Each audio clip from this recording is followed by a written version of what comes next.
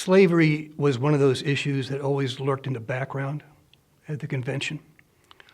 It is obviously an institution that early on in the history of the country created a lot of animosities, a lot of deep feeling and concern.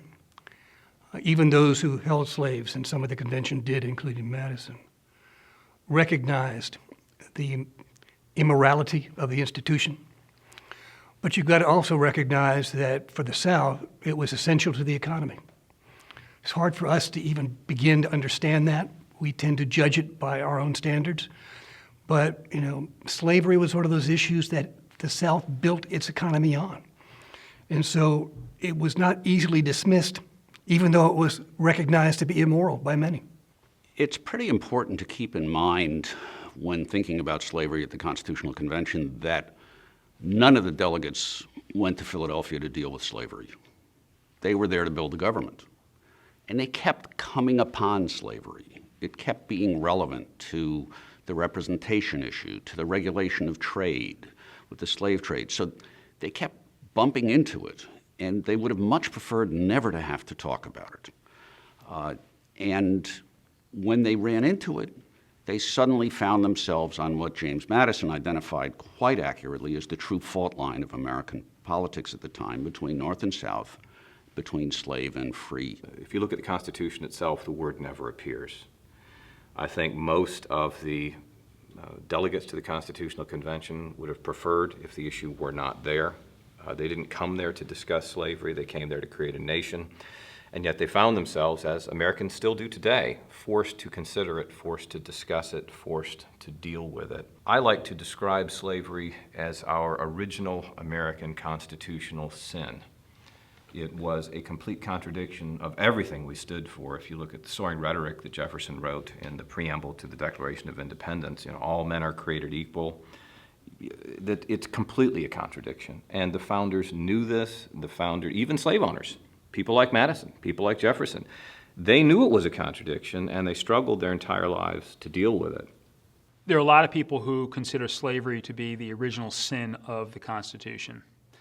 The problem that we have to recognize with slavery is that the institution itself likely was going nowhere. Just about every state had slaves when the Constitution was ratified. Some were moving in the direction of abolition, but all of them had slaves. So as a consequence, the idea that slavery was going to be abolished in the Constitution was problematic. I certainly wish it had been, but it wasn't going to happen. Once we recognized that slavery was going to be a part of the new nation, then the question was, how do we deal with it?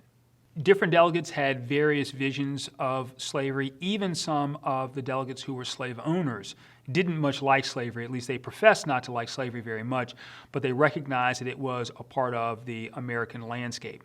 And as a consequence, they dealt with it as opposed to trying to fight to abolish it at that time. There, of course, were some delegates who said that they really wished that slavery would be abolished and tried at least to have those discussions.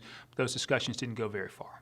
There were many people at the convention, I would say most, the vast majority, who were morally opposed to the institution of slavery. But it was very clear that there would be no union if they tried to abolish the institution in 1787. And so what happened more than slavery disrupting the convention was that there was a tension between North and South all throughout the convention in terms of questions of representation and taxation, particularly because of the slavery issue. Part of the issue with slavery and some of the issues that the delegates had to deal with were purely economic. Those economic decisions drove their approaches, the delegates' approaches in some ways, to the issue of slavery. In those areas where folks believed that slavery was integral to the particular economy, they protected it, and they protected it fiercely. In those areas where they believed that slavery was less important to the economy, it was less likely to be protected. A critical moment for slavery to really send the convention off the tracks came about 2/3 of the way through the convention, when the delegates had gone off on sort of summer break. They'd taken 10 days off. They'd left 5 delegates back as a special committee to prepare a draft. They had adopted a bunch of resolutions about what the government should look like, but they didn't have a draft constitution. These are men who knew what a draft constitution looked like. They didn't have one, they needed one. And the draft constitution that was presented when they got back in early August had been dominated in its preparation by a fellow named John Rutledge from South Carolina, who was a very effective delegate, I think underappreciated for his impact on the Constitution. And his mission was to defend slavery. And the draft that they presented had extraordinary protections for slavery. Congress could not adopt restrictions on commerce by less than a 2/3 vote. There was a guarantee of the slave trade forever and ever for the importation of slaves. And there was a provision that provision of the Constitution could never be changed. So this slowly began to rankle with the other delegates.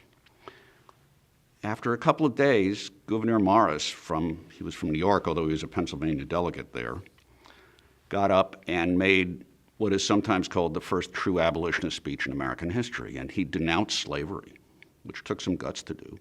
Slavery was legal in 12 states. Only Massachusetts had prohibited it. He called it a curse of heaven that will curse the nation.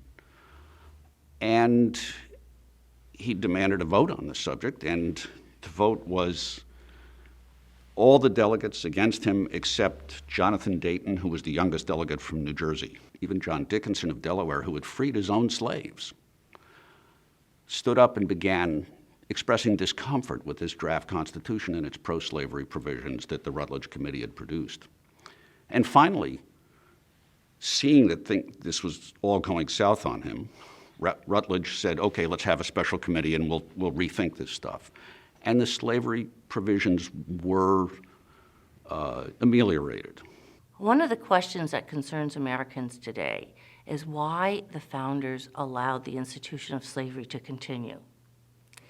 If you work through the convention and actually see what the arguments are, you see that the Southern delegates, especially from South Carolina, North Carolina, and Georgia, would not have joined the Union on any other terms because their constituents simply wouldn't allow it.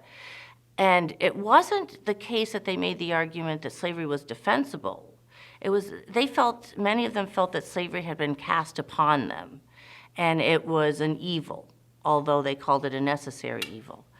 The question is, if the other delegates had abolished slavery, how many slaves would actually have been freed?